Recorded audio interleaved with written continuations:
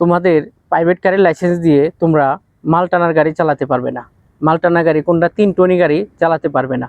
আবার যদি তোমরা 3 টনি গাড়ি কেউ চালায় থাকো তাহলে তোমরা হেভি ট্রাক চালাতে পারবে না।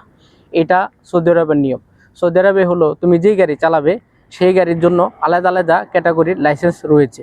আলাদা আলাদা ক্যাটাগরির ড্রাইভিং লাইসেন্স থাকার কারণে তোমরা যে গাড়ি চালাবে সেই গাড়ির জন্য সেই লাইসেন্স করতে হবে। এটা এই দেশের নিয়ম, কালচার।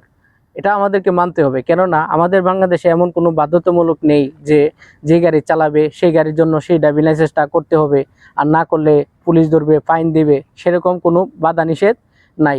কিন্তু আইন আছে, কিন্তু সেরকম বাধা নিষেধ নাই, যার কারণে আমরা যেভাবে খুশি, যখন খুশি, যেমনি খুশি চালাতে পারি, কোনোদিন কোনো সমস্যা হয়নি।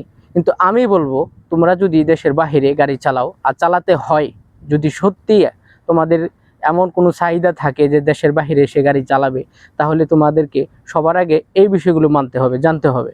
তুমি যেই ক্যাটাগরির ড্রাইভিং লাইসেন্স বানাবে তোমাকে সেই ক্যাটাগরি গাড়ি চালাতে হবে। চালাতে পারবে না তা না, হ্যাঁ তুমি চালাও, সুরের 10 দিন গৃহস্থ একদিন। যদি তোমাকে হাতে নাতে কোনোভাবে ধরতে পারে তাহলে তোমার খবর আছে, জেল জরিমানা হবে আর নগদ অর্থ জরিমানা হবে। এই অবস্থা।